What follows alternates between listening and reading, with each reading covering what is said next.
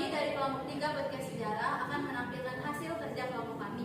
Kelompok kami beranggotakan saya Mirza Salma sebagai pewawancara, saya Sarah Indiani sebagai narasumber, saya Titi Marwa sebagai narasumber, saya Febrian Iqbal Rahim sebagai pewawancara, saya Muhammad Fabian sebagai narasumber, saya Muhammad Rio Marcel sebagai pewawancara, saya Hana Fadia sebagai editor, saya Nur Amalia Fatih sebagai pewawancara, saya Laura Nuganesi Faidi sebagai moderator.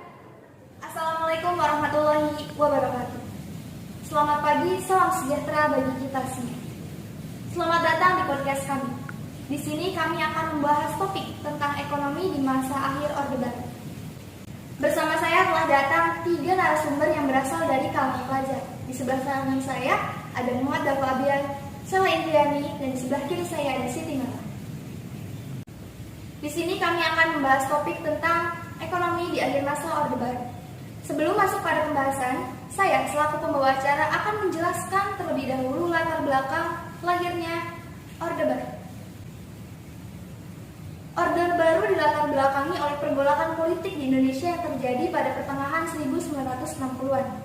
Bahkan, pada masa itu disebut sebagai salah satu periode paling penuh gejolak dalam sejarah modern Indonesia.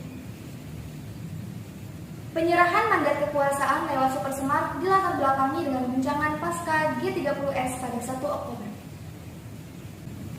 Di masa Orde Baru banyak kebijakan-kebijakan yang muncul di berbagai bidang, seperti sosial, pengendalian gerakan mahasiswa, pemerintah mendukung penuh program kirap remaja Indonesia, dan di kebijakan politik ada pelaksanaan pemilihan umum, serta difungsi ABRI.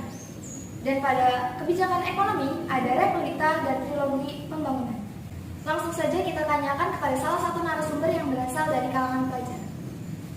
Di sini saya akan bertanya kepada Sela Indriani. Saudari Sela, apa yang kamu ketahui tentang ekonomi di akhir masa Orde Baru? Yang saya ketahui tentang ekonomi di masa akhir Orde Baru itu memang memfokuskan programnya terhadap pembangunan ekonomi. Hal ini didasarkan kepada kondisi yang sangat memprihatinkan, sehingga fokus ekonomi harus didasarkan pada amanat Pancasila untuk menciptakan kemanusiaan yang adil dan beradab. Dalam program pemerintah, Orde Baru itu menetapkan 2 kebijakan ekonomi, yaitu jangka panjang dan jangka pendek. Berdasarkan apa yang telah Anda jabarkan tadi, kira-kira apa sih penyebabnya hal itu bisa terjadi? Bagi saya itu penyebabnya karena pemerintah terlalu memfokuskan programnya terhadap pembangunan ekonomi. Namun di sisi lain program tersebut mengalami kondisi yang memprihatinkan, sehingga pemerintah memutuskan 2 program, yakni program jangka panjang dan jangka pendek. Terima kasih kepada saudari Sela yang telah menjabarkan pernyataannya. Selanjutnya itu pertanyaan yang akan. Terima kasih kepada saudari Sela yang telah menyampaikan pernyataannya. Selanjutnya itu ada pertanyaan untuk Muhammad Fabian.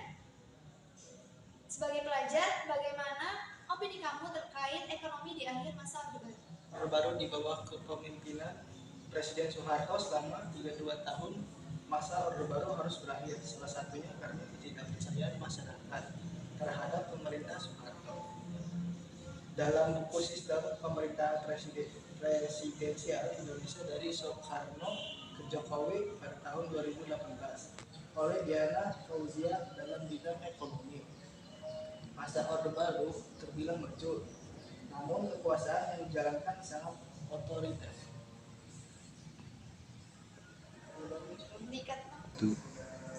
Berdasarkan pernyataan yang tadi disampaikan, kira-kira apa sih penyebabnya hal itu bisa terjadi?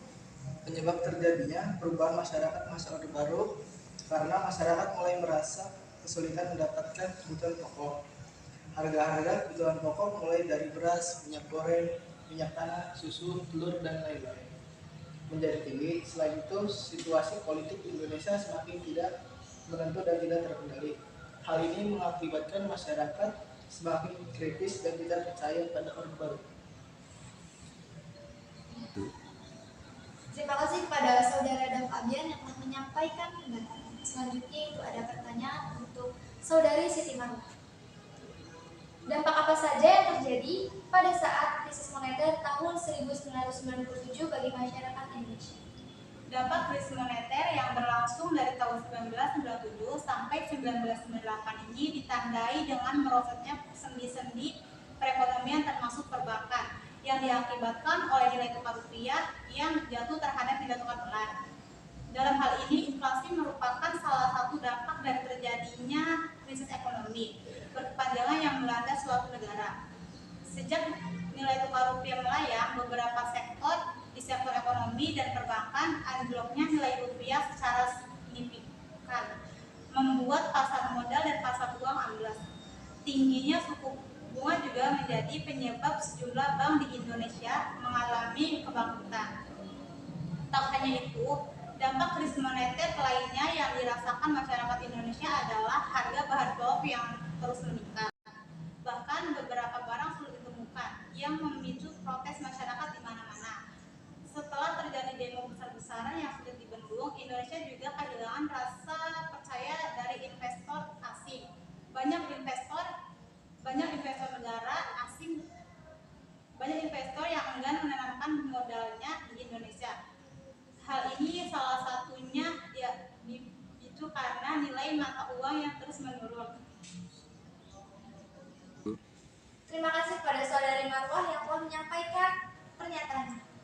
Cukup sekian podcast kami kali ini. Untuk podcast selanjutnya yaitu kami akan kedatangan narasumber baru dengan fakta-fakta yang menarik lainnya. Terima kasih. Wassalamualaikum warahmatullahi wabarakatuh. Assalamualaikum warahmatullahi wabarakatuh.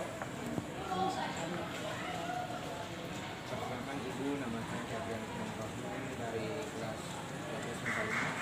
Di sini saya bertujuan mewawancari Ibu untuk membimbing kegiatan tugas dari Mapes Sejarah. Perkenalkan dulu nama Ibu. Nama Ibu Sri Atika, guru PPKN SMA Negeri 1 Lemabang, Kabupaten Cirebon. Kalau Ibu ini udah ngajar berapa lama? Ya, mengajar sudah hampir 30 tahun, tepatnya 36 tahun 6 bulan dari mulai tahun 1985. Berarti sudah lama sekali ya? Ya. Berarti waktu akhir Orde Baru itu saat tahun 1998. Jadi Ibu udah jadi guru? Sudah jadi guru karena kan Ibu mulai honor 1985, kemudian 86 diangkat menjadi pegawai negeri di sini. Jadi tahu. Nah, apa aja sih Bu hal yang paling berkesan di kacamata Ibu saat Orde Baru itu terjadi? Ya, pemerintahan Orde Barunya ya. Pemerintahan Orde Baru walaupun kemudian istilahnya Soeharto itu diminta mundur, tapi sebenarnya ada hal-hal yang positif bagi masyarakat Indonesia, terutama banyak sekali keberhasilan Pak Harto dalam atau Orde Baru dalam memimpin pemerintahannya, diantaranya yaitu program transmigrasi, program keluarga berencana, kemudian program pemberantasan buta huruf, itu dalam rangka mensejahterakan masyarakat. Transmigrasi yaitu tujuannya adalah untuk memeratakan atau pemerataan penduduk. Jadi tidak hanya di Pulau Jawa saja yang padat, tapi ya ada beberapa pulau yang memang belum terhuni ya. Dengan program transmigrasi diharapkan pulau-pulau itu kemudian dihuni dan masyarakatnya bisa dalam sosiologi itu akulturasi, ada kerjasama begitu, sehingga bisa interaksi, bersosialisasi, kemudian ada juga yaitu tadi akulturasi, artinya di mana penduduk asli nanti akan belajar dengan penduduk baru. Misalnya contoh penduduk Jawa itu kan cocok tanam, yang di tanah Sumatera kan nah itu nanti akan kolaborasi sehingga mereka bisa misalnya menanam padi dan lain sebagainya. keluarga berencana itu dalam rangka mengendalikan jumlah penduduk, ya, jumlah penduduk, sehingga jumlah penduduk tidak melampaui yang seharusnya, dalam artian bahwa pemerintah memberikan tunjangan kepada pegawai negeri itu pada waktu itu hanya 2 anak. Makanya ada program pemerintah yaitu keluarga berencana cukup 2 anak. Kemudian utama pemberantasan yang diharapkan Indonesia itu bebas buta huruf bahasa Indonesia, karena ada beberapa daerah kecil yang tidak bisa berbahasa Indonesia, ya, apalagi membaca begitu. Nah, alhamdulillah ketiga ini bisa dilaksanakan, seperti misalnya pemerintah Indonesia pada waktu Orde Baru itu mendapatkan penghargaan sebagai negara yang swasembada pangan, artinya negara yang bisa memenuhi kebutuhan sendiri. Kemudian juga disebutkan Bapak Agus Soeharto ini adalah bapak pembangunan, karena tidak hanya membangun dalam artian membangun fisik, tapi juga membangun mental, dalam artian dulu negara ini betul stabil, betul kondusif, tidak ada yang namanya tawuran, tidak ada yang namanya begal, tidak ada yang namanya pencurian dan lain sebagainya. Itu kan tadi sedikit menyinggung ke masalah ekonomi. Kalau apa sih hal dalam bidang ekonomi, apa sih hal yang kesulitan yang Ibu alami dalam bidang ekonomi masa pemerintahan Kesulitannya pada waktu itu ya memang gaji guru itu mungkin sangat rendah dibanding dengan yang lain, tetapi dengan gaji itu dengan keadaan harga sembako yang ada di pasar itu tidak ya, artinya cukup, karena sembako itu sangat murah. Karena apa? Kenapa? Karena pemerintah dapat subsidi, atau memberikan subsidi, seperti misalnya contoh harga BBM yang harusnya misalnya 5.000 menjadi 2.000, sehingga artinya pemerintah memberikan bantuan kepada rakyat, dia memberikan bantuannya 3.000, kemudian rakyat hanya menjadi 2.000. Begitu pula misalnya ya harga beras, ada ya pangan yang lainnya begitu, sehingga rakyat itu tidak seperti sekarang kerepotan bagaimana membeli nasi, bagaimana membeli ini dan lain sebagainya. Ada lagi nih Bu, apa sih alasan kejatuhannya masa Orde Baru? Oke, kejatuhannya ini mungkin yang pertama karena mungkin dianggap Soeharto itu adalah presiden seumur hidup. Padahal kan sebenarnya kalau kita lihat Undang-Undang Dasar 45 yang sebelum amandemen itu sah-sah saja karena tidak ada aturannya. Ya, kemudian yang kedua yaitu alasan karena banyaknya KKN, korupsi, nepotisme, kemudian misalnya di bidang politik kan tidak langsung misalnya, atau misalnya demokrasi memang demokrasi, tapi demokrasi pada waktu itu tidak dijalankan seperti sekarang ini sebebas-bebasnya. Kalau sekarang kan demokrasi orang mau ngomong apa aja boleh, orang mau melabrak kantor boleh. Udah habis, terima kasih Bu. Ya, sama-sama. Ya. Assalamualaikum warahmatullahi wabarakatuh. Perkenalkan, saya Nur Amalia Pratiwi dari Kabupaten Depok. Di sini saya akan mewawancarai Bapak. Nama Bapak siapa? Pak Dik Triwinardi. Maaf, usia Bapak sekarang berapa? 63 tahun. Sebelumnya saya mau nanya, apa Bapak pernah dengar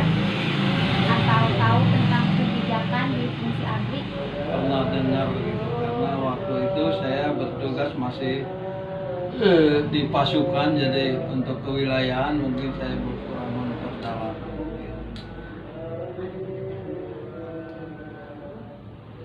Pendapat Bapak tentang kebijakan dari Fungsi ABRI sendiri?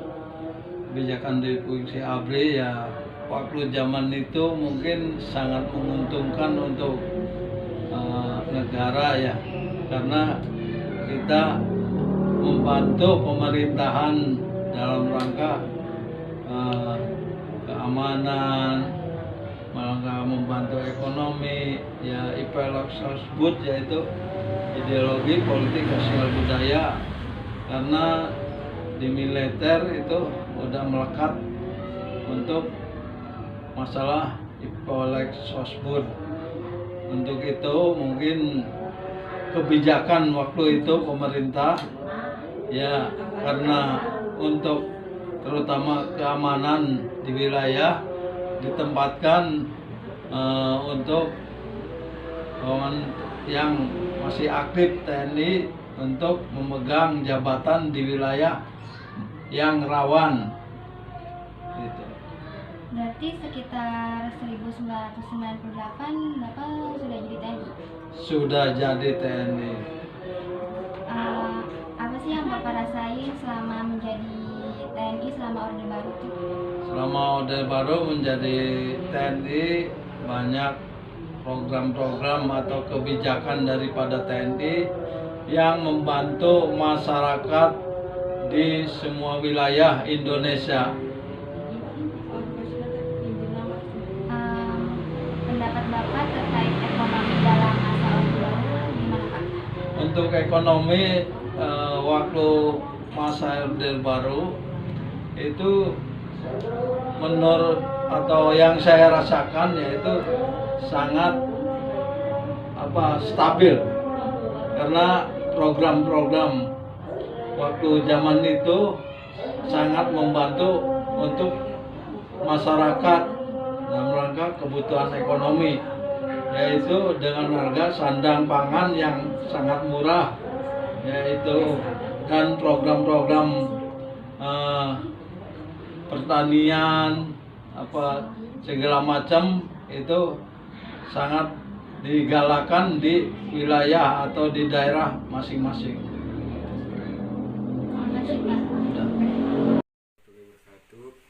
Di sini saya bersama nenek saya akan mewawancarai nenek saya sebagai pedagang. Sebelumnya namanya siapa, Nek? Bu Suti, Nenek umur berapa sekarang? 63, Berarti lahir tahun berapa?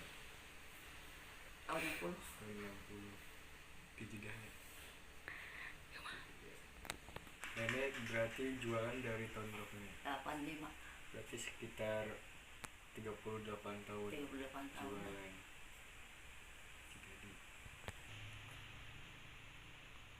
ada perbedaan gak sih harga jual lama pokok? Ada perbedaan harga jual sembako gak sih sebelum akhir Orde Baru pada tahun 98 sama sekarang perbedaannya? Beda sekali. Atau harga perbedaannya? Beda anak ayat tuh dulu mah masih murah-murah. Banyak pembelinya sekarang mah. Jadi dulu jarang warung, sekarang mah udah banyak warung sepi.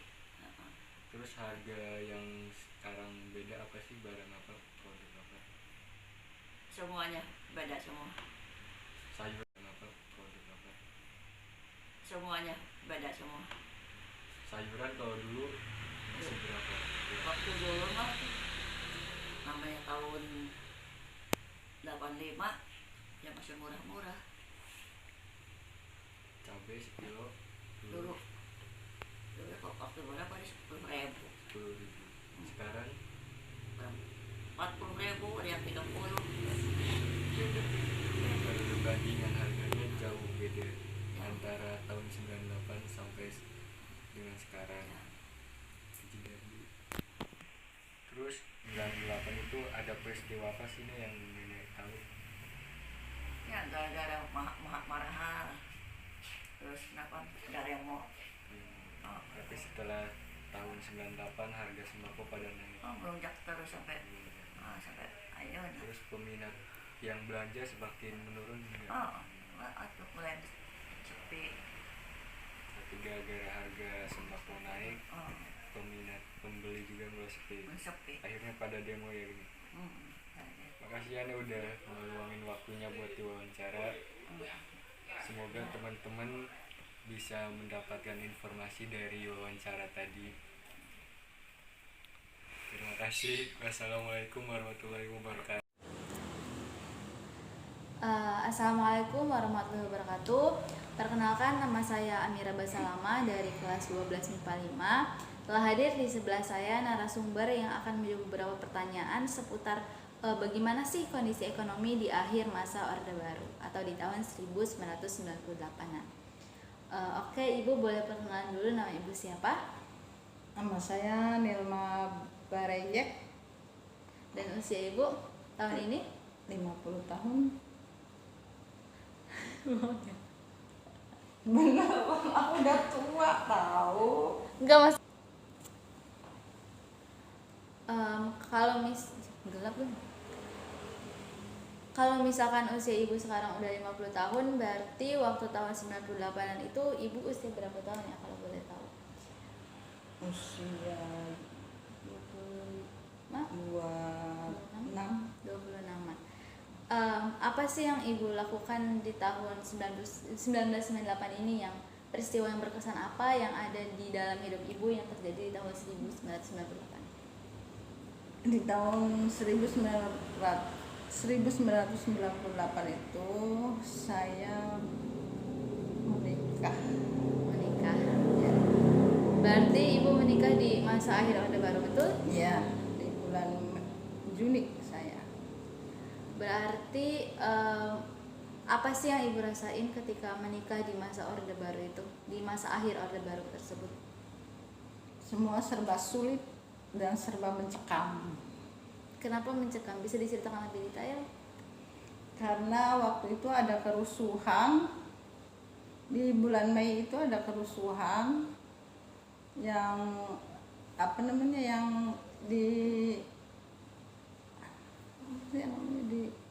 dituju itu orang-orang Cina. Rumah dirusak, pasar dirusak, jadi mencekam. Berarti Ibu menikah dalam kondisi yang sangat mencekam, betul ya?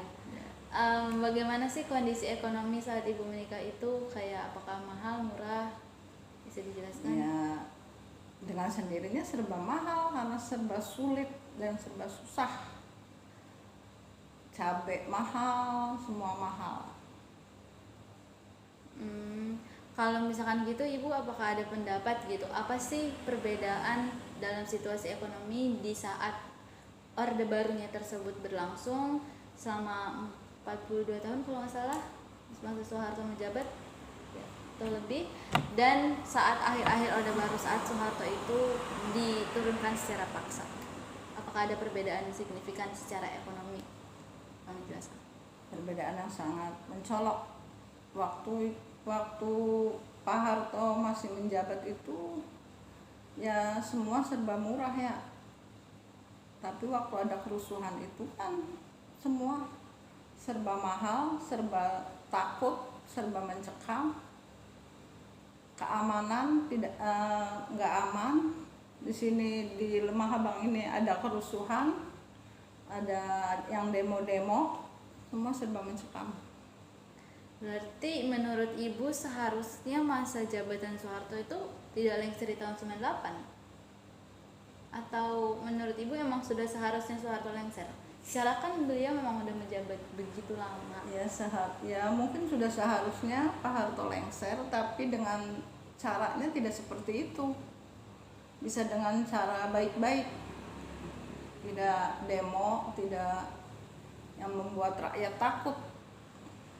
Berarti kalau disimpulkan Ibu itu pro dengan Bapak Soeharto? Pro kebaikannya. Apakah ada masa-masa keburukan Orde Baru gitu di saat Pak Harto menjabat menurut Ibu? Ya setiap pemerintahan pasti ada baik ada buruknya. Nggak semua baik, nggak semua buruk. Pasti ada baik, ada buruk.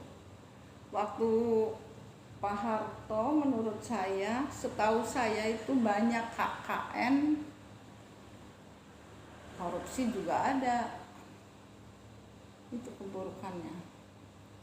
Jadi kalau misalkan dirangkum berarti situasi ekonomi di saat Orde Baru berlangsung, saat Pak Harto berlangsung itu memang semuanya serba murah. Tapi memang saat di akhir Orde Baru, saat banyak terjadi kerusuhan, banyak terjadi demo-demo, otomatis juga harga pangan semakin melonjak karena kerusuhan tuh di mana-mana. Bahan pangan juga semakin sulit. Terus juga suasananya yang mencekam. Kalau pertengahan Soeharto itu yang murah itu pertengahan Soeharto, enggak awal Soeharto. Kalau awal Soeharto mungkin masih transisi ya, dari pemerintahan lama ke pemerintahan baru juga masih labil. Kalau udah pertengahan itu yang murah, itu yang pertengahan Pak Harto menjabat. Berarti Bapak B.J. Habibie selaku penerus Bapak Soeharto, presiden penerus Bapak Soeharto itu harus mengatasi perekonomian Indonesia yang memang lagi jatuh-jatuhnya, dan akhirnya dipindahkan ke Ibu Megawati.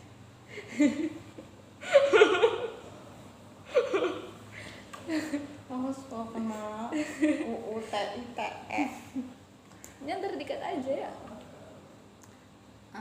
Baik, terima kasih atas waktunya yang sudah diluangkan untuk menjawab beberapa pertanyaan terkait kondisi ekonomi di akhir masa Orde Baru.